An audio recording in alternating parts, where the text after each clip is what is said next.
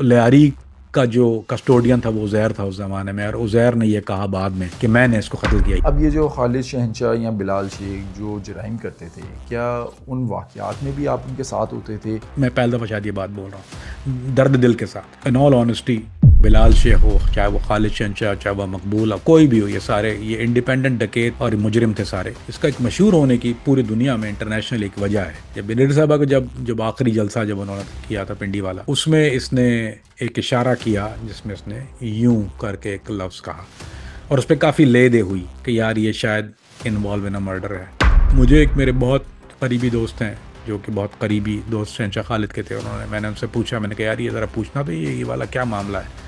तो and then he corrected मी। बिलाल के साथ तो मैंने मफरूरी काटी हुई है। जब आप एफबीआई का हिस्सा थे, तब आपका बिलाल शेख से या खालिद शहनशाह इनसे कोई राब्ता हुआ?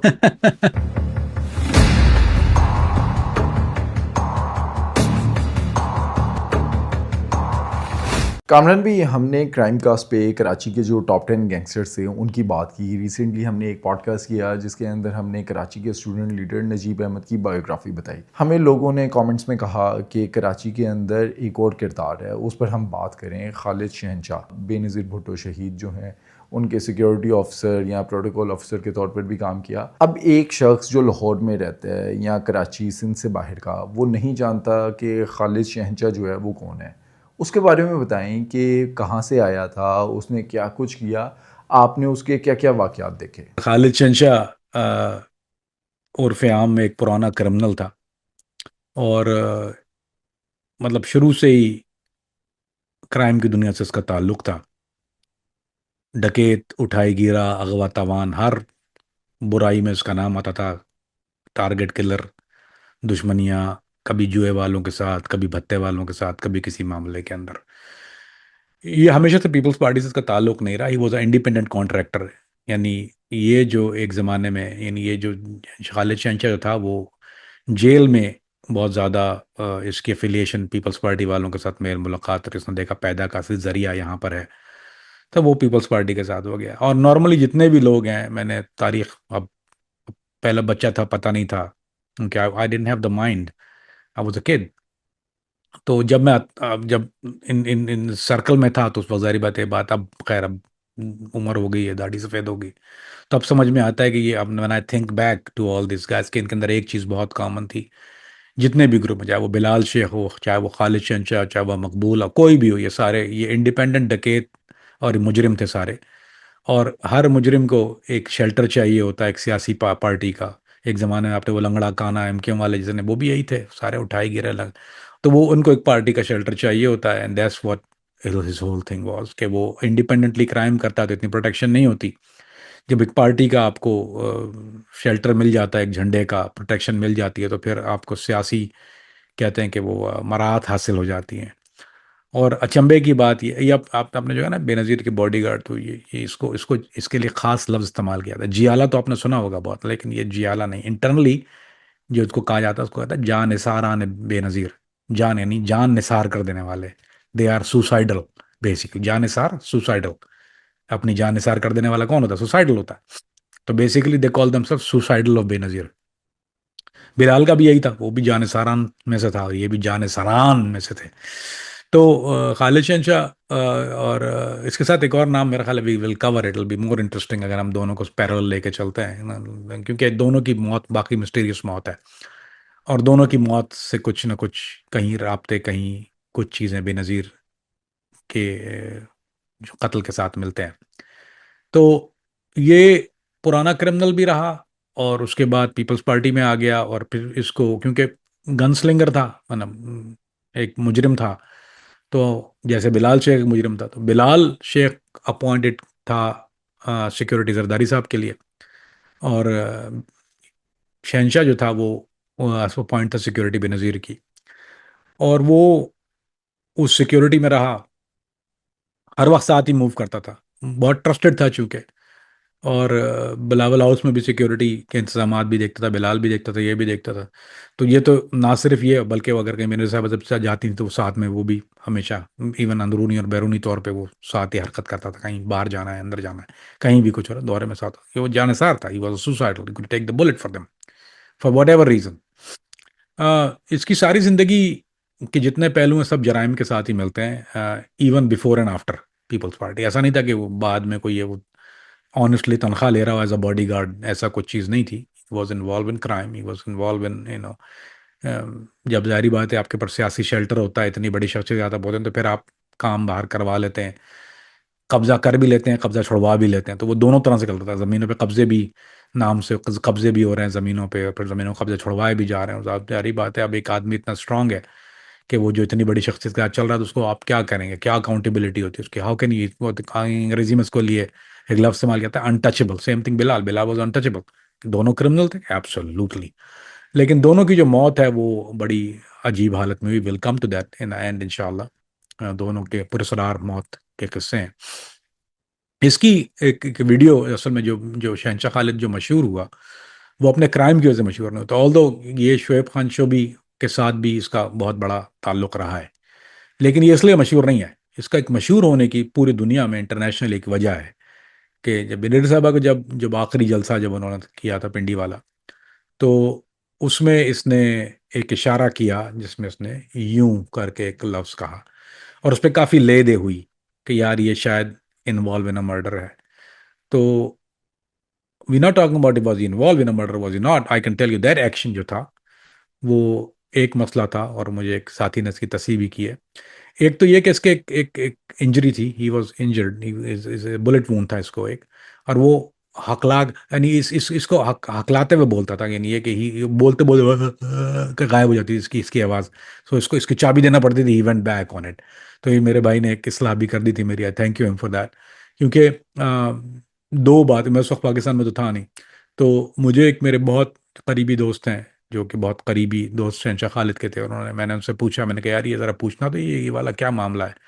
तो and then he corrected me and somebody else corrected me on it, and he is a very honorable person to me as well। छोटा भाई की तरह ही मेरा, बल्कि बराबर का भाई है बल्कि।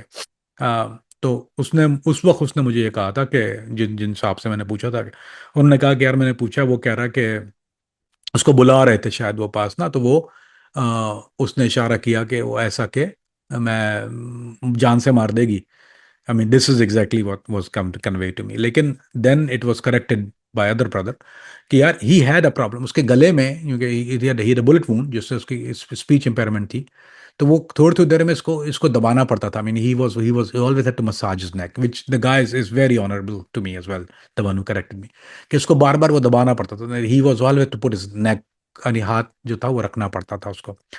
तो I buy more of that version than I buy the one कि मुझे बीवी मार देगी। Although it could be right, but I think it's more accurate कि वो जो जिसकी स्पीच इम्पेयरमेंट था, वो उसकी वजह से उसको गर्दन पे बार बार हाथ रखना पड़ता था। तो वो जो वाकया था कि वो ही वॉज नॉट सेइंग के, और जाहिर बात है कि इतनी बड़ी मर्डर कंस्पिरेसी है, तो कोई आदमी खड़ा रह के कहीं इशारा नहीं करेगा, वो इट्स बीन डन। एंड वो पागलों वाली बात है कि वो कोई नहीं बता रहा होगा कि इनको किल हर। That's not the way it get done. ये मामला बहुत पहले हो जाते हैं। मैंने आपको बता दिया एक माजी criminal gun slinger, he was a good shot, लेकिन उसके साथ फिर उसकी एक जिंदगी का वो पहलू जिससे वो मशहूर हुआ, वो बेनज़ीर की कत्ल का मामला, जहां वो अपनी गर्दन पे हाथ रखा हुआ है। And I give you the both version of it, but I think the second version is more credible than the first one, but it's not. The third version जो है इसका, जो अवामी वर्जन है, या कुछ एंकर हजरात ने उसके बारे में बात की, तो वो गलत थी कि वो he was not signing up for anything like that.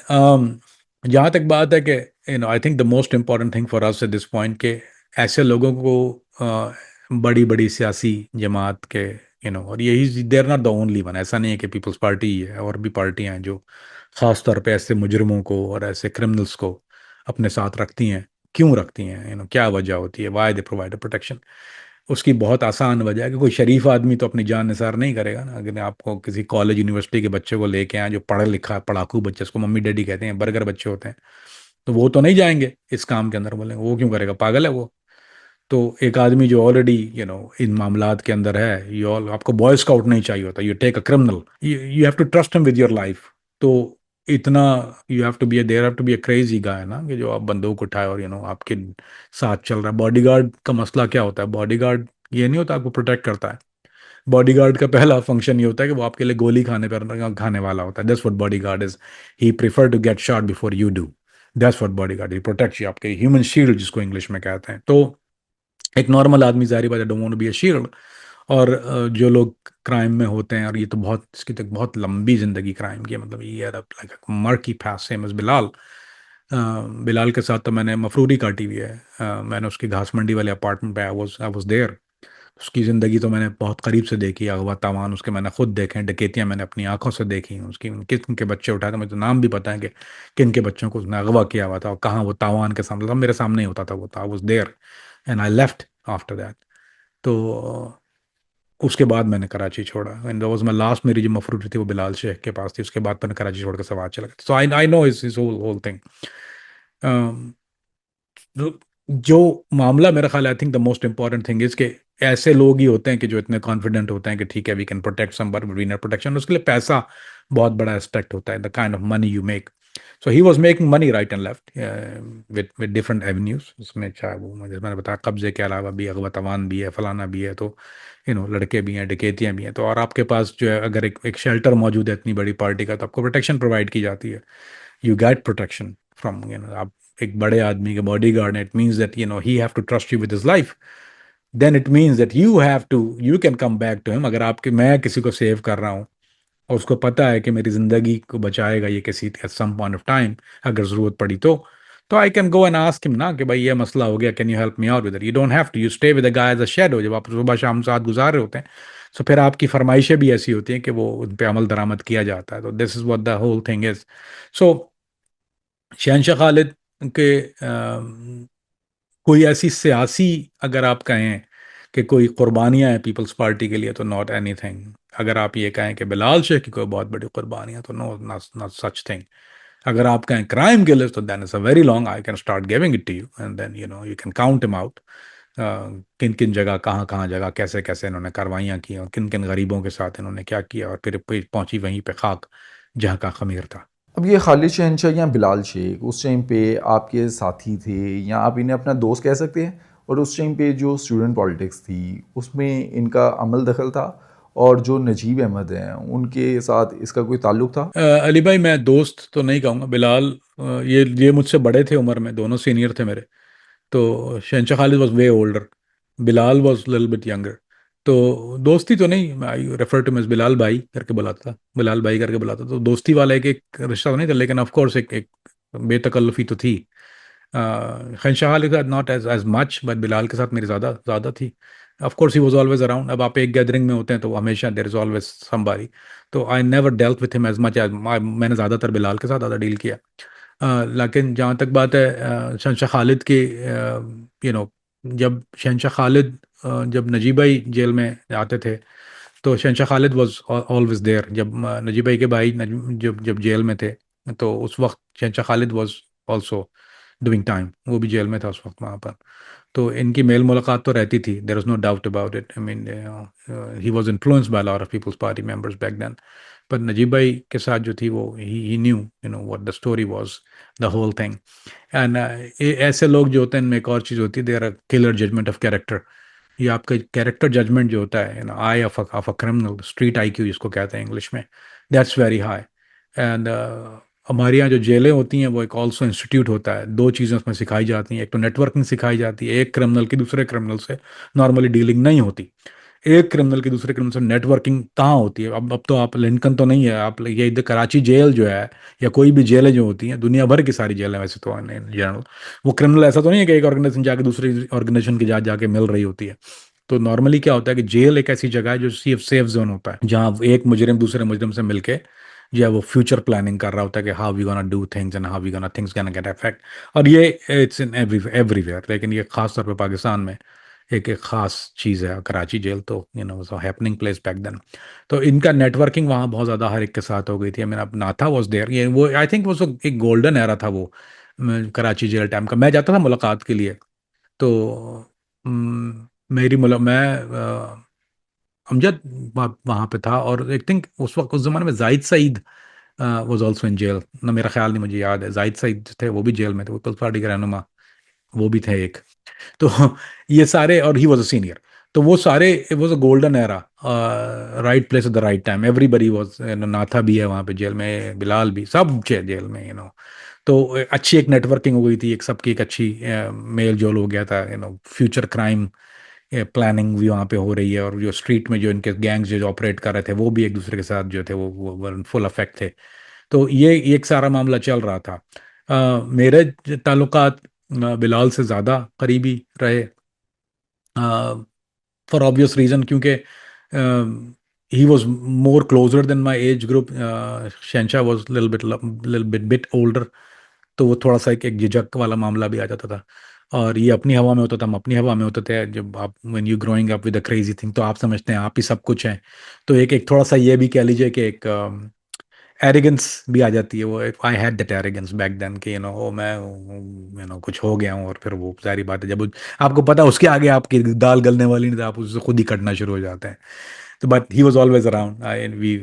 We have common friends, common interest in common drama, and a common, most common, हम लोग सब जिया लेते। हमारा और उनका नारा एक ही था, जिए भुट्टो सदा जिए, और हम उसी के ऊपर चलते थे। लेकिन बात यह है कि what were we doing? We were wasting time, basically, in bottom line is। और आपका जो बेसिकली सवाल का जवाब मेरे ख्याल है सबसे बेहतर ये बनता है कि I have seen both their lives very closely. And एक मेरे अंदर बहुत बुरी बात यह है कि मैं भूलता नहीं हूँ। याद माजी अजाब है यार, अब छीन ले मुझसे हाफजा मेरा, तो मेरे जहन से बातें निकलती नहीं है। So I clearly remember it's like yesterday सारे। आप ये कह लीजिए कि बाज़ दफ़ा when I lay down and I think about all that, तो मैं आंखें अगर बंद कर लेता हूँ तो मुझे वो वाक़यात एक मूवी की तरह मेरे जहन में आना शुरू हो जाते हैं। सारे जुमले, सारी बातें, सारी चीज़ें, वो एक अजीब चीज़ है। आई डोंट रिमेंबर इट, ऐसा नहीं है कि मुझे बहुत याद रखना है, वो बहुत मेरे लिए कोई बहुत बड़ा प्राइड है वो। I don't want to remember it. लेकिन ये कि it's a part of life I live, क्योंकि I do remember it, not a good memories Ali भाई, बाय एनी मीन्स। क्योंकि जब आप इनकी जिंदगियों को देखते हैं उस वक्त इतना एहसास नहीं होता था। Although I didn't like it as much, मैं आपको ऑनेस्टली बता रहा हूँ, इसलिए नहीं कि मुझे को बहुत अच्छा बनने का शौक है, मैं अपने आप को कभी अच्छा बनने की कोशिश नहीं करता। जो है मेरी जिंदगी, माजी हाल, वो मैं वैसा ही बताता हूँ जैसा था। मुझे कोई फर्क नहीं पड़ता, मुझे किससे मेडल नहीं लेना। I don't care who think about me what. और मुझे यकीन करेंगे मेरे अपने ख़ानदान से मुखालफत होती है। कई ऐसे लोग मेरे अपने ख़ानदान के हैं जो मुझसे आज बात नहीं करते, ना करना चाहते हैं, based on what I have said in the past, क्योंकि बोलते हैं कि चलो तुमने तो बोल दिया, लेकिन हम why did you come on, because we are, तो वो मुझसे कहते हैं यार वी हम ताल्लुक, और हम नॉट, हम मैं पहले दफ़ा शायद ये बात बोल रहा हूँ दर्द दिल के साथ। लेकिन जब मैंने when I choose to come and sit here, this is what I have to do, वरना मैं मैं सारा अपने आप को अच्छा बता दूं और बोलूं कि ये सारे कुत्ते के बच्चे हरामी थे और मैं बहुत शरीफ आदमी बन गया, नो इट्स नॉट ट्रू। तो it is what it is. So मैं इसलिए इतनी लंबी तमीद बांधी कि सो लेटिंग कि मैं कोई दूध का धुला नहीं था, लेकिन उस वक्त भी मेरे अंदर एक बात थी, I never agree with those things जो ये लोग कर रहे हैं। या एक मामला मैं आपको बताता हूँ, so very interesting to you guys कि क्या हुआ था। और मैं इन ऑल ऑनेस्टी, शायद कुछ बचपन से अल्लाह सुब्हानहू तआला का कुछ करम था मेरे ऊपर कि इन्होंने एक अगवा तवान का एक केस वहाँ पे हुआ। जिस अपार्टमेंट में रह रहा था वो बिलाल का था। Of course Khalid was coming up there a lot, everybody, हर कोई आता था वहाँ पे, वो डेरा था एक तरह से, घास मंडी वाला अपार्टमेंट। तो वहाँ वो एक अगवा करके दो बच्चों को रखा हुआ था वहाँ पे उसने, और बराबर वाले कमरे में बच्चे के रोने की आवाज़ आ रही थी। अब मैं मफरूरी काट रहा हूँ, मेरे पर प्रॉब्लम है, बाहर नहीं निकल सकता, मेरे ऊपर एमकेएम की पर्ची कटी हुई है। यानी मैं बाहर निकलूँ तो मेरे पर फायरिंग होती है, मुझे मार देते हैं। मेरा बिल्कुल पर्चा कटा हुआ था कराची से। आप यकीन करेंगे अली भाई, मैं उस दिन अपार्टमेंट में घुसा हूँ, बच्चों के रोने की आवाज़ आई है, मैंने पूछा क्या हुआ, वो अच्छा तावान का सेल डील चल रहा था, पठारेदार बैठा हुआ था, तो उनके साथ एक वो मामा बोलते हैं उसको, वो यानी वो निगोशिएट कर रहा था रैंसम। अगर मैं वहां पे रहता क्या मुझे पैसा नहीं मिलता? ऑफ कोर्स मुझे पैसा मिलता, पार्टी आ रही है, पैसा मिल रहा है, this is what it is Ali भाई। बिलीव इट ना, वॉक आउट देयर। अपनी जान, मुझे पता था मैं शायद मर जाऊंगा, मेरे पास जगह नहीं थी जाने के लिए, मुझसे वो बर्दाश्त नहीं था। I heard this kids crying, मैं वो बाहर निकला हूँ वहां से, अपनी जान, मुझे पता है कि मुझे मार देंगे, मेरे पास जगह नहीं है जाने के लिए। मैंने कहा यार कोई मर, इससे बेहतर अब मर जाए इंसान जाके, अगर इसी मामले में बैठना है ना, I rather die than to do that, and I walk out there.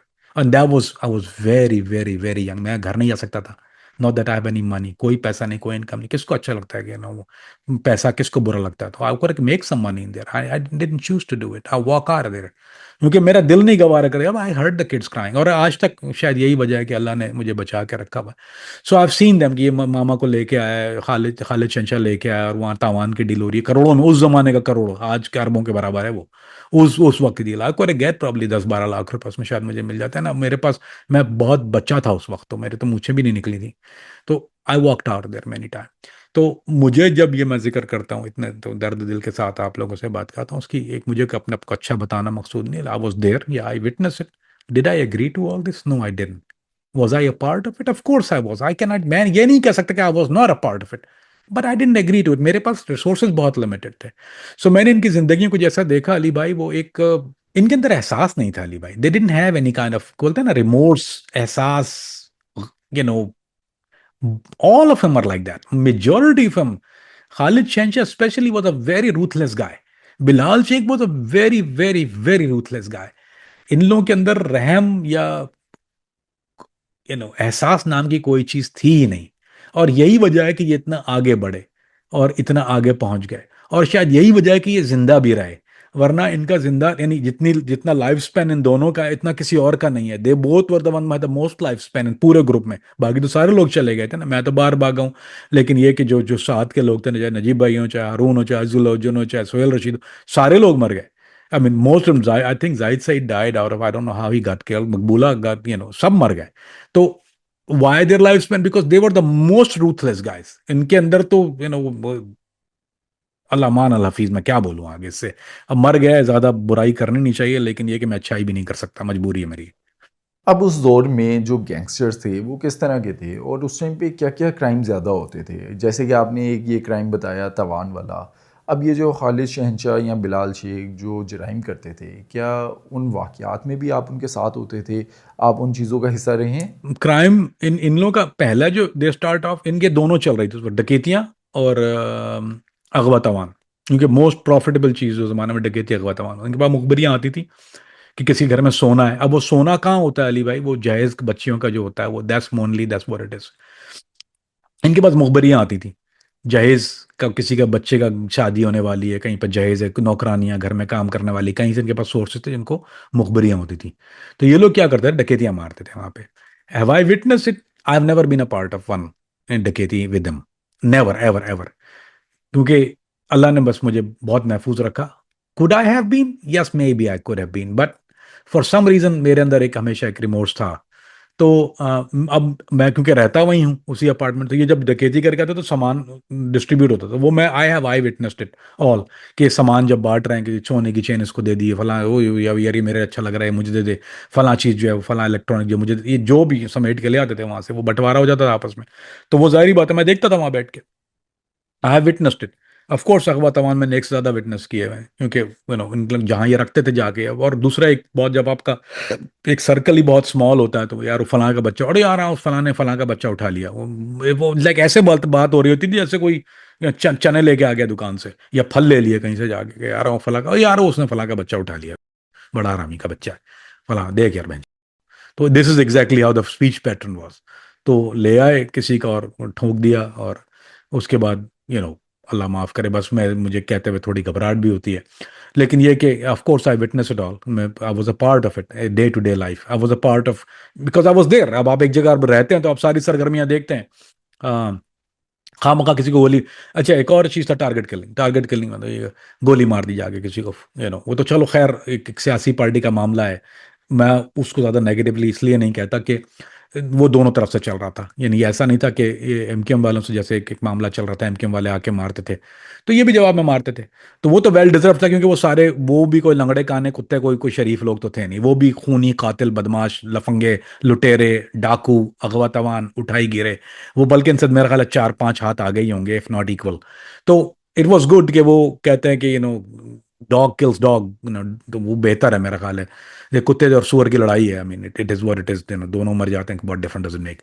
तो वो तो एक एक मामला चलता ही था। लेकिन एक होता है रूथलेसली टॉर्चर। अब ये लोग जो टॉर्चर जो करते थे अली भाई, could I have kill em क्यों का, may B I could have, उसमें मैं नहीं कहूंगा कि I couldn't have, I would have. I did but I could have.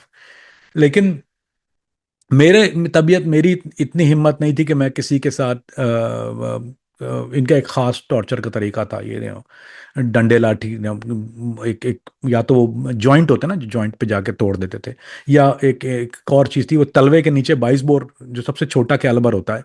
क्यों 22 बोर इस्तेमाल करते हैं? वो तलवे के नीचे नहीं, आपके पैर के जो जो हील है उसके ऊपर 22 बोर से फायर करते थे। तो वो हड्डी स्कैटर कर देती है आपकी, और बुलेट स्टेज इनसाइड। वो बहुत पेनफुल चीज होती है, उसका उसकी कंपाउंड फ्रैक्चर वो बहुत खतरनाक होता है। वो for some reason they figure it out कि ये जो है वो रिकवर नहीं होता। या फिर मुकाम खास जिसको कहते हैं, टेस्टिकल सिगरेट लगाना, या पेप्सी की उस जमाने में जो 2 लीटर की ये दोनों तरफ होता है, एमक्यूएम वाले भी करते थे और ये पीपल्स पार्टी भी करती, ये लोग, ये शहनशाह खालिद बिलाल, इन लोगों का भी काम ये था कि वो 2 लीटर पेप्सी की बॉटल जो थी वो आपके बैक साइड पर डाल के और उसको तोड़ देते थे अंदर। आई मीन ग्लास स्कैटर हो जाए, can you fucking believe, you die of external bleeding. तो उसका बहुत कम, बहुत बहुत बुरी बुरी तरह से जो मार पीट करना और ये करना, I I don't think I could have ever handle anything like that. मेरे पास शायद मैं इतना बहादुर नहीं था या इतना कमीना नहीं था, however you put it. So yeah, I witnessed all that, Ali bhai, and I was not a part of it, alhamdulillah, but I've seen that with my own 2 eyes. अब हमने 90s के जो ऑपरेशंस देखे कराची के अंदर, operation clean up, अब जो police अफसरान थे, राव अनवार, चौधरी असलम या ज़िशान कासमी, उनकी तरफ से कोई एक्शन नहीं होता था इन गैंगस्टर्स पे, ये जो उस टाइम पे क्राइम कर रहे थे, इतने संगीन किस्म के जराइम कर रहे थे, पुलिस कुछ कहती नहीं थी इन्हें? नहीं अली भाई, सियासी अम्ब्रेला जब आपके ऊपर होती है इतनी स्ट्रांग वाली, खासतौर पे इतनी बड़ी पार्टी, पाकिस्तान पीपल्स पार्टी, उस वक्त पीपल्स पार्टी सिर्फ सिंध की जमात नहीं थी, पीपल्स पार्टी पूरे पाकिस्तान की जमात थी उस वक्त, वो खाली सिंध तक ही नहीं थी। तो अब तो साली सिंध सिंध की जमात है ना, ये इंटरनल, वो भी इंटीरियर सिंध की जमात है एक। उस जमाने में पीपल्स पार्टी पूरे मुल्क की पार्टी थी। तो वो कोई ऐसा एक्शन लेने, एक तो आपके पीछे स्टूडेंट एक विंग होता है, आपके पास पूरी कौम मौजूद, जवान में नहीं, कौम का मतलब यू हैव प्रॉब्ली 200 बॉडीज एक घंटे में आप इकट्ठी कर, 1000, एक 1000 लड़का इकट्ठा करना कराची में उस जमाने में कोई मसला नहीं था। 1000 बच्चा इकट्ठा कर लेना वॉज नो बिग डील। आप एक आवाज लगाते हैं, हर कॉलेज से बंदा उठ के आ जाता था। वो ऑर्गेनाइज क्राइम कह लें उसको आप, for lack of better English. तो एक तो ये प्रेशर होता है। दूसरा प्रेशर ऑफ कोर्स पार्टी का प्रेशर है, पॉलिटिकल पार्टी है, उसके पीछे जो है वो ताल्लुकात हैं। फिर जो पुलिस वाले हैं वो खुद इंसान है, वो जानवर तो है नहीं, ऑल दो देर सम जानवर हैं उसमें से, लेकिन मेजोरिटी ऑफ हिम है फ्लैश एंड ब्लड। फिर उनके घरों पे थ्रेट होते थे कि भाई तुम्हारी बीवी को मार देंगे, बच्चों को रहना कहाँ है उन्होंने, वो कोई प्राइवेट प्लेन से बाहर तो नहीं फ्लाई कर सकते, उन बेचारों ने रहना भी उन्हीं मोहल्ले में था जहाँ पे उनके घर महफूज नहीं थे। आप नफरी भी लगा देंगे तो क्या होगा, किसी ने कभी बाहर निकलेगा उसके ऊपर फायरिंग होगी। तो पुलिस वाले डरते थे एक्शन से, और जो कुछ डरते थे, और कुछ ये सारे जितने जितने नाम आपने लिए, जिशान काजमी का हो गया, राव अनवार हो गया, चौधरी असलम हो गया, ये हमेशा डिक्टेशन लेते थे। ये कोई कोई यानी ये कह लीजिए कि लोन वॉस पुलिस ऑफिसर नहीं थे कि ये बाहर कोई जस्टिस कर रहे हो, बल्कि कोई भी ऐसा अफसर, मेरा नहीं ख्याल पाकिस्तान में या सिंध पुलिस में स्पेशली, इसको बहुत करीबी देखा है, कोई ऐसा नहीं था न्यू शेरिफ इन टाउन। इन सब ये जितने भी कार्रवाइयाँ करते थे डिक्टेशन के साथ करते थे, मतलब उनके पास इंस्ट्रक्शन होती थी, ऊपर से गवर्नमेंट से इंस्ट्रक्शन आती थी कि do this, they take the dictation and they take effect. ऐसा नहीं था कि वो कोई ऑनेस्टली अपने फर्ज की अदायगी के लिए किसी मुजरिमों को कला कमा करते थे, नहीं। अगर उसने एमकेएम के खिलाफ एक्शन किया तो वो इसलिए किया कि उसको उसको ऑर्डर आ गए। अगर उसने पीपल्स पार्टी के किसी बंदे के खिलाफ एक्शन किया तो वो बंदा पार्टी के लिए दर्द सर बना हुआ है। अब उन्होंने बोला इसको उठाओ यार, कुत्ते के बच्चे को बहुत हरकतें खराब कर रहा है, उठाओ चित्र लगा उसको। तो वो अगर कोई भी एक्शन है तो वो विदाउट किसी इंस्ट्रक्शन या विदाउट किसी नोटिस के नहीं होता था। कोई पुलिस वॉज नॉट पुलिस, वो पुलिस नहीं जो, ये अमेरिकन पुलिस नहीं है कि इनके उन्होंने जुर्म देखा और जाके एक्शन कर दिया। ये वो पुलिस थी कि जिनको ऊपर से हिदायत या किसी के डिक्टेशन लेके ये किसी के समबडीज प्राइवेट सिक्योरिटी कह लीजिए आप इनको, फॉर लैक ऑफ बेटर, ये किसी की प्राइवेट सिक्योरिटी थे। ये वही काम करते थे जिनकी इनको इंस्ट्रक्शन मिलती थी। ये अपने तौर पे कभी किसी को जाके शेर को उंगली नहीं देते थे या गधे को नहीं देते थे। इनको जब हुक्म आता था तो ये जाके एक्शन लेते थे, उसके पीछे पूरी सपोर्ट होती थी। इसका मतलब ये कि गवर्नमेंट ने कह दिया तो अब गवर्नमेंट की सपोर्ट है, चाहे वो गवर्नमेंट जो भी सपोर्ट है वो उसके साथ ही करते थे काम, उसके बगैर उन्होंने कोई कार्रवाई नहीं की। इनमें से कोई नर पुलिस वाला ऐसा नहीं था कि बाहर जाके को बहुत कर रहा। ये सब एम के ये जो सारे इंटरनेट की भड़कें हैं, जिनको पता नहीं है इन कामों का, जिन्होंने कभी किया नहीं है, ये जो जो सो कॉल्ड यूट्यूबर या नाम नेहात सहाफ़ी जो ये बातें करते हैं, ये कभी स्ट्रीट पे निकले नहीं है, ना इन्होंने कभी इन कार्रवाइयों में हिस्सा लिया है, ना इनको कुछ पता है इस बारे में। ये सिर्फ सुनी सुनाई करके बकबक कर देते हैं आगे, इनको पता नहीं होता असल स्टोरी क्या है। इसीलिए ये सारी अनाड़ी की बंदूक है ये। खालिद शहनशाह और बिलाल शेख की मौत के वाकयात क्या हैं और इनकी फैमिलीज का क्या बना? दोनों की मौत जो है वो बहुत मिस्टीरियस है। खालिद शहनशाह की जो जो है, इसकी राइवरी बहुत ही जाहिर बात है, जिसके हाथ पंगे थे वो तो उन्होंने इट्स गोना हैपन, लेकिन इसके पास सिक्योरिटी तो होती थी, ऐसा तो नहीं सिक्योरिटी नहीं थी, अकेला नहीं चलता था ये कभी भी, ना बिलाल अकेला चलाया ना कभी। बिलाल के पास तो बम प्रूफ गाड़ी थी बाय द वे। बिलाल की गाड़ी तो एंटी बैलिस्टिक, बुलेट प्रूफ नहीं, बम प्रूफ थी गाड़ी इसकी। और खालिद शहनशाह का भी यही था कि सिक्योरिटी हमेशा साथ चलती थी इसके, and he got killed outside of his residence. और इसका जो कत्ल है वो उज़ैर बलोच ने उसकी रिस्पॉन्सिबिलिटी एक्सेप्ट की है, उज़ैर ने एक्सेप्ट किया है कि हाँ मैंने मारा है इसको। अब कीप इन माइंड, उज़ैर वो आदमी है कि ये पीपल्स अमन कमेटी से इसका बहुत करीबी ताल्लुक रहा है। जुल्फ़िकार मिर्ज़ा ग्रुप जो उसको जो कहता था कि हमने इनको असला इसलिए नहीं दिया कि ये काम ये कोई शादियों में चलाने का, बहुत मशहूर स्लोगन है वो उसका। लियारी का जो कस्टोडियन था वो उज़ैर था उस जमाने में, और उज़ैर ने ये कहा बाद में कि मैंने इसको कत्ल किया, ही एडमिट द सो आप 2+2 4 कर लें, अगर मैं लंबा बोलूंगा इस मामले में तो आप ये प्रोग्राम चला नहीं सकेंगे, और चलाएंगे तो फिर कुछ दिन के बाद हट जाएगा आपका ये। तो मैं चाहता हूँ कि ये चले, तो लिहाजा I leave it on that के put 2+2 4 together. Peoples Aman committee, Uzair Baloch, he got killed out of residence. और जो करने वाला, जाहिर बात है एक नॉर्मल आदमी कभी भी शहनशाह खालिद के पीछे नहीं जाएगा, क्योंकि शहनशाह खालिद के साथ एक तो उसका ग्रुप बड़ा खतरनाक था, फिर एक पार्टी की बैकिंग थी। एक नॉर्मल आदमी के नॉर्मल दुश्मनी वाला don't know where is going. हर आदमी को पता नहीं होता कि ये कहाँ जा रहा है, क्या कर रहा है, किसी को नहीं पता होता कि कहाँ जा रहा है। जब आदमी इस लाइन ऑफ वर्क में होता है वैसे भी, तो वो कभी ऐलान करके कहीं नहीं जाता। अगर आप उसकी फील्डिंग भी लगाए में तो it's not a very easy fielding, क्योंकि उसकी नकलो हरकत जिस जगह से, जिस इलाकों से है, वहां आपका एक्सेस नहीं है नॉर्मल आदमी का। तो दैट इज अनहर्ड ऑफ। तो अनलेस अनटिल के किसी ने कोई निशानदेही की हो, अक्लमंद को इशारा काफी। बिलाल का जो मामला है वो गुरु मंदिर चौरंगी पे बम प्रूफ गाड़ी है वो, और अजीब सी बात ये हुई कि वो रमज़ान के दिन है, वो फल लेने के लिए उतरा है और पीछे से मोटरसाइकिल आई है और सुसाइड ब्लास्ट हुआ है, एंड बिलाल को वहां मार दिया मौके के ऊपर। और अगर वो बिलाल गाड़ी में होता तो जाहिर बात है बिलाल को नहीं पहुंच सकते थे वो, क्योंकि बिलाल की गाड़ी बम प्रूफ थी तो वो नहीं फटना था उसने। लेकिन ये कि उसको भी इसी हालात में कत्ल किया। और दोनों के कुछ ना कुछ अजीब सी बात यह है कि इन दोनों के जो कहीं कहीं ताने बाने हैं वो बेनज़ीर के कत्ल के साथ जाके मिलते हैं, क्योंकि दोनों घर के भेदी हैं, एंड दोनों are very close to you know party. और सबसे हायर अप कौन होता है आपका? एक तो होता है पार्टी का वर्कर या आपका मिनिस्टर। कीप इन माइंड के ये गुरु मंदिर चुरंगी वो जगह है जहाँ मुनव्वर सरवर्दी का मर्डर भी हुआ था, एग्जैक्टली वही वही एरिया है जहाँ मुनव्वर का, और they were waiting for avenge too. तो कुछ थोड़ी सी अजीब से लगती हैं ये सारी बातें, ये कोइंसिडेंस नहीं होती। ऐसा ऐसा मुमकिन नहीं है कि इन दोनों शख्सियात का मर्डर जब वो किसी भी तरह से बाहर से कहीं कोई ऐसी कोई ऐसी चीज हो सके। जब उजैर कह रहा है, अब उसने, जब मैं तो नहीं कह रहा ये बात, I mean you go to read, तो it's in a court paper के उजैर ने एडमिट किया कि मैंने इसको मारा है। क्यों मारा है, that's a different story, he never come out. ये अच्छा, he probably said it, never come out कि उसकी उसकी क्या दुश्मनी थी शहनशाह खालिद साहब, दोनों एक पार्टी, एक जानेसार है दूसरा भी जानेसार है, तो सारे जानेसारों का आपस में क्या मामला है? एक अमन कमेटी है और एक नॉन अमन कमेटी, एक जंग कमेटी है। जहाँ तक बिलाल का मामला है वो कभी मर्डर हल नहीं हुआ। ऑल दो मैं ये कहने वाला था शायद कि एक पार्टी का, एक सदर का एक बॉडीगार्ड एक पार्टी की हुकूमत होते हुए मर जाता है और उसकी जो है वो निशानदेही नहीं होती कातिलों की, how is it practically possible? लेकिन फिर सोचने की बात यह है कि एक मुल्क की प्राइम मिनिस्टर के ऊपर भी यही सेम मामलात होते हैं और फिर भी इन्वेस्टिगेशन नहीं होती और फिर भी मामलात नहीं आते कत्ल के।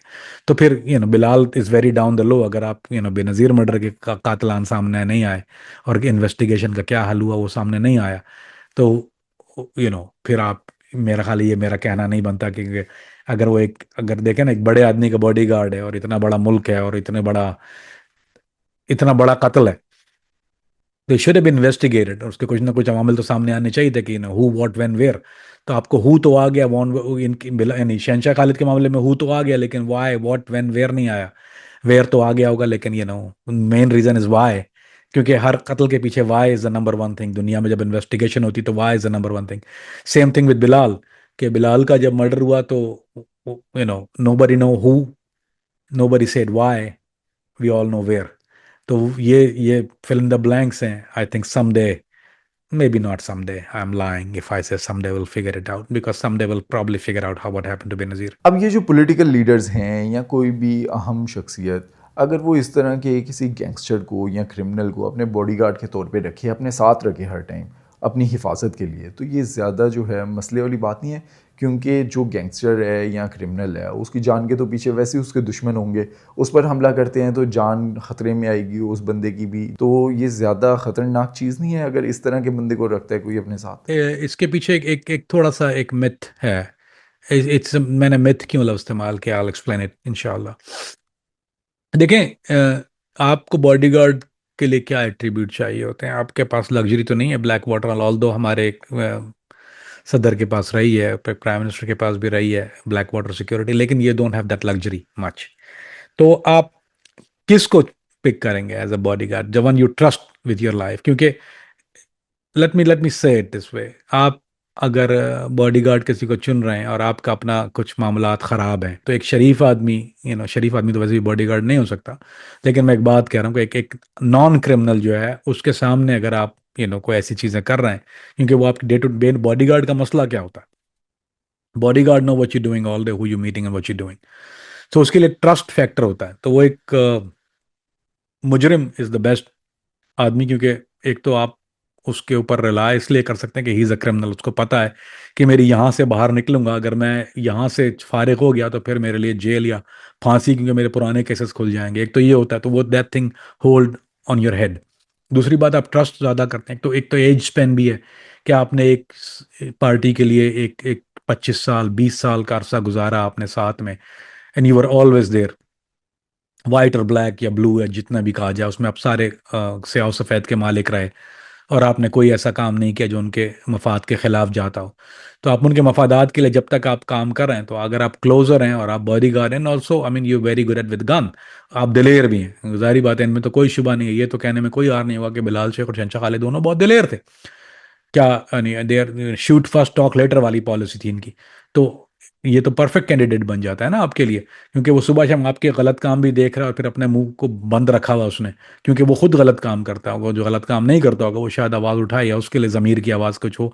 इनके पास ज़मीर नाम की तो कोई, तो बेज़मीर इंसान जो गन चलाना जानता है और पुराना मुजरिम है, is a perfect candidate for हमारे मुल्क में बॉडी गार्ड होने के लिए। अब उस टाइम पे जो राइवल पार्टी थी उसकी तरफ से या जो दूसरे गैंगस्टर थे जिनके साथ इनकी कोई दुश्मनी थी, तो वहाँ से कोई इनको मसला वगैरह नहीं होता था? वहाँ से कोई थ्रेट आता था इन लोगों को? जी अली भाई, राइवल पार्टी सबसे बड़ी एक ही थी, वो थी एमकेएम। और उनकी तरफ से ऑलवेज थ्रेट, ऐसा तो नहीं था कि नहीं था थ्रेट, क्योंकि इनके बंदे उन्होंने मारे हुए थे। तो थ्रेट तो ऑलवेज हमेशा से ही था। ये तो थ्रेट वाली तो मामला नहीं है। उनके साथ हमेशा आपको बच के चलना पड़ता है, क्योंकि वो भी कोई बहुत कोई रहम वाला मामला नहीं करते थे। उनको भी तो मौके की ताक में रहते थे कि कहीं ना कहीं अगर, Karachi is not a very big city, so Karachi बहुत छोटी जगह, और ये सर्कल जो है ये बहुत छोटा सर्कल है। Mean Karachi itself is a small city, and then in उस स्मॉल शहर के अंदर एक बहुत छोटा सर्कल है जहाँ you run path with somebody. अमूमन अब आप जब लाहौर में निकलते हैं तो आपको कहीं ना कहीं 5 जानने वाले मिल जाते हैं। Same thing happen to me. तो मैं जाता हूँ तो 5 कहीं ना कहीं, अगर मैं नहीं भी हूँ, अरे यार कैसा है भाई, ठीक है, मैं फैन की बात नहीं कर, मैं पर्सनल लाइफ में कहीं ना कोई जानने वाला रेस्टोरेंट में बैठा, अरे तो कैसा है भाई, पुराने वक्तों का कोई। And it happen a lot.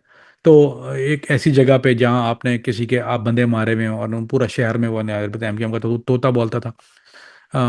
ये अलग बात है कि उनके पावर डायनामिक्स चेंज हुए शहर के, और एमकेएम की जो थी वो वाली जो थी मिलिट्री विंग, जो उनका जो था वो बहुत वीक हो गया या ना होने के बराबर हो गया। वो साउथ अफ्रीका भाग गए, कुछ उसमें से कहीं और मुल्कों में चले गए, कुछ मलेशिया चले गए, कोई कहीं चले गए, दे रैन अवे, कुछ लंदन में बैठे हुए हैं। तो वो पावर पावर डायनामिक तो चेंज हुआ था, but there is always a threat, क्योंकि एक जो है वो थ्रेट तो आपको रहता ही, क्योंकि आपने जब जब इतने काम किए हुए हों ऐसे, तो थ्रेट तो रहता था, इसमें कोई शुबे वाली बात नहीं है। दो ये कोई नहीं कर सकता कि देयर वाज नो थ्रेट। लेकिन ये कि फिर इनके साथ भी गने और बॉडी गार्ड और फिर नफरी होती थी, फिर वो गाड़ियाँ बुलेट प्रूफ और ये सारी चीज़ें मौजूद होती थी। So they know how to protect themselves. ये ऐसे नहीं था कि बिल्कुल अंधे नहीं चलते थे, तो ये भी अपने आप को फुल प्रिकॉशन लेके चलते थे। लेकिन ये कि it is what it is, when the time come, उसके बाद फिर you know Keyser Soze is gone. Kamran भाई, आपने बिलाल शेख के साथ जैसे कि मफरूरी काटी, अब जब आप पाकिस्तान छोड़ के चले गए, पहले आप स्वीडन गए, उसके बाद अमेरिका गए, जब आप एफबीआई का हिस्सा थे, तब आपका बिलाल शेख से या खालिद शहनशाह इनसे कोई रब्ता हुआ? खालिद के साथ नहीं था, बिलाल के साथ मैं हुआ। पहले मैंने जब मफरूरी काटी घास मंडी वाली, उसके बाद जब मैंने बताया मैं उस अपार्टमेंट से निकल गया था, फिर मुझे सवात भेज दिया गया था।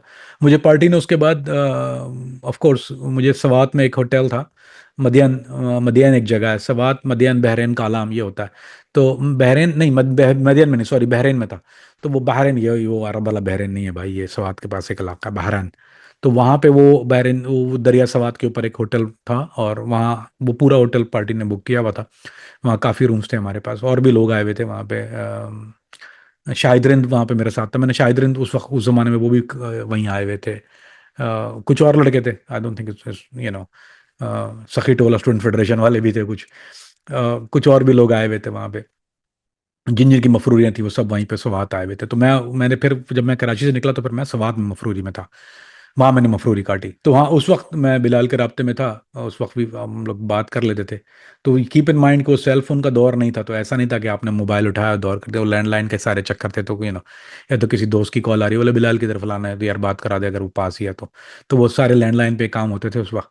तो बातचीत तो थी, इतना ज़्यादा नहीं थी, पर वी टॉक ऑफ कोर्स। उसने बोला किधर है, तो अगर मसला है तो इधर आ जाए। मैंने कहा नहीं यार, मैं तो शायद निकलने की कह रहा था उस वक्त, मेरा मुझे पता था कि मैं पाकिस्तान छोड़ दूंगा क्योंकि मुझसे नहीं हो रहा था। फिर मैं स्वात से चला गया था।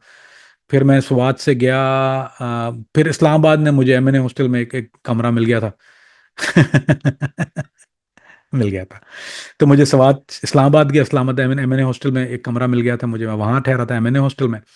फिर फिर वहाँ से मैं आज़ाद कश्मीर चला गया था, और आज़ाद कश्मीर में रहा। मॉम में वो अपने सोर्सेज में रहा, क्योंकि मैं तंग आ गया था, क्योंकि यार आप कराची से गए हुए होते हैं ना अली भाई, बहुत मुश्किल हो जाता है सर्वाइव करना। यानी आप फिर बोर हो जाते हैं, यानी गैदरिंग क्या हो जाती है। तो फिर मैं पहले वहाँ से मैं एमएनए हॉस्टल गया, एमएनए हॉस्टल में तंग आ गया।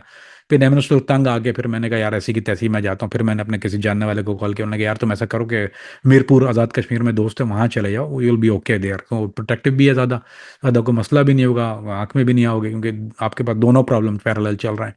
तो फिर मैं वहाँ से आज़ाद कश्मीर अपने तौर पे, फिर मैंने वो मफरूरी खुद से काटी, यानी वो पहले तो पार्टी के साथ काट रहा था स्वात में या फिर इस्लामाबाद में। तो फिर मैं अपने तौर पे अपने फैमिली की हेल्प से फिर मैं वहाँ चला गया था मीरपुर में। तो मैंने वहाँ, तो उस वक्त भी मैं फ़ोन पे था, मैंने उसको बता दिया था कि मैं मीरपुर आ गया हूँ। इसको बिलाल को मैंने बता दिया था कि मैं मीरपुर में हूँ। मैंने बताया था कि मैं जाना चाह रहा हूँ, तो इससे में मैंने पूछा था, क्योंकि मेरे को ऐसा सच ताल्लुकात नहीं थे बाहर निकलने वाले ज़्यादा। तो मुझे फिक्र तो थी जाने की कि कोई ना, आप यहाँ पे रहना मुश्किल हो रहा है।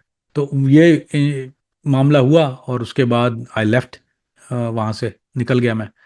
और जब मैं स्वीडन गया, तो स्वीडन से फिर मैंने जब पहली बार कॉल किया था, तो I got in touch with, उनको बता दिया था कि मैं पहुंच गया हूँ, स्वीडन आ गया। तो मेरी बात ज़रूर हुई थी। उसके बाद फिर मैंने टच छोड़ दिया था, टाइम गोज ऑन, फिर मैं अपने रफड़ों में लग गया ना, stop talking to them and once for good. लेकिन ये होता था कि खबरें, चूंकि मैं रहता इन टच था लड़कों के साथ, जो दूसरे दोस्त थे उनके साथ टच में रहता था, तो खबर मिलती रहती थी कि क्या हो रहा है क्या नहीं हो रहा है, रेफाना। एक तो कीड़ा होता है ना, कीड़ा था वो निकला नहीं था पूरी तरह से। वो अमेरिका जाने के बाद बहुत अरसे के बाद निकला है मेरा कीड़ा। तो वो कीड़ा जब तक था तो वो हमेशा फिक्र रहती थी, ओए वो फला जगह, ओ फला क्या कर, ओए फला क्या हो रहा है, ओ फला बंदा मर गया आज, ये हो गया, जो कोई मर गया उनमें से हमारे वालों में, तो फिर ज़रूर कॉल वापस करता यार क्या हुआ, क्योंकि पूछना होता कैसे, क्योंकि बाहर तो खबर आती नहीं थी कोई इस तरह। तो फिर पूछना क्या हुआ कैसे मारा, बता देते थे। वो फला कहाँ पर है, बोला अच्छा बिलाल भाई बैठे हैं बात कर लो। इस तरह का था मामला। अब क्या इन दोनों की जो फैमिलीज़ हैं, क्या वो पाकिस्तान में है? और इन दोनों के कत्ल के बाद क्या कोई इन्वेस्टिगेशन चली, कुछ पता चला कि इनका कातिल कौन था? इनकी फैमिली ने कोशिश की इन्वेस्टिगेशन करवाने की? नहीं, फैमिलियाँ का जहाँ तक मामला है, family to got taking care of. Shahenshah Khalid की फैमिली तो नहीं है पाकिस्तान में, उनकी फैमिली तो चली गई है। तो वो अमेरिका में है। और बिलाल की जो फैमिली है वो, एवरीबडी गॉट पेड, अच्छे पैसे मिल गए थे उनको, पता। भाई देखें ना अली भाई, एक चलो मैं बता देता हूँ, लेट आप, मुझे पता है क्या पूछना चाह रहे हैं, मैं आपको वैसे ही जवाब देता हूँ जो आप पूछना चाह रहे हैं। अली भाई, अगर आप का कोई करीबी आदमी मर जाता है, और आपको पता है कि कातिल कौन है, फिर आपको ये पता है कि वो कातिल कितना स्ट्रांग है, अगर आप उसके खिलाफ आवाज़ उठाएंगे तो आपके साथ क्या होगा। यहाँ तो पुलिस वाले इन्वेस्टिगेटर को मार देते हैं, जज को मार देते हैं, वकील को मार देते हैं, सबको मार देते हैं। तो एक फैमिली वाले को उसको जब पता है, कि उसको कह देते हैं कि भाई ये बहुत आम चीज़ है मेरे काम में, जिस बैकग्राउंड से मैं आया हूँ, कि फैमिली के पास जाकर उसको बोल देना कि भाई देखो तुम shut the fuck up, basically ये लो पैसे ले लो और चुप रहो, आपको ज़्यादा बोलने की ज़रूरत नहीं है, बाबा टेटे मत करना कुछ। तो या तो वो चले जाते हैं या फिर वो खामोश हो जाते हैं। सेम थिंग, इमरान फारूक की बेवा ने आज तक कभी कोई बात की है? सुना है कभी आपने इमरान फारूक की बेवा ने कभी कोई बात की हो, किस तरह सरवाइव करी है, क्या कर रहे हैं उसको? शी नो कि आफ्टर इफेक्ट क्या होते हैं। तो मरने वाला तो चला गया, उनको पता है कि, और अच्छा ये घर वालों को पता होता है कि उसने कोई कोई नेक साहूकार आदमी तो था नहीं। तो मरने वाला चला गया, अब वो चला तो गया, टू बैड। लेकिन उसके बाद बच्चे हैं आगे, औरत जात है, उसने क्या करना है, घर वाले क्या करेंगे? अगर माँ बाप हैं, बहन भाई हैं, अगर खुदा ना खास्ता तब अनदर मसला है कि उनके ऊपर बात आएगी, नहीं तो बच्चों पे बात आएगी। अगर आपको रहना ही है फिर चाहे आप अमेरिका भी जाकर रहें, तो क्या अमेरिका में क्या लंदन में इमरान फारूक के साथ नहीं हुआ है क्या? तो हो जाता है। तो अगर आप इतने हाई वैल्यू मर्डर के बारे में अपने ही, चाहे वो आपका सगा हो, अगर आप बात करते हैं, तो उसके बाद आफ्टर इफेक्ट तो होते हैं उसके कुछ। हर कोई मेरी तरह पागल तो नहीं होता।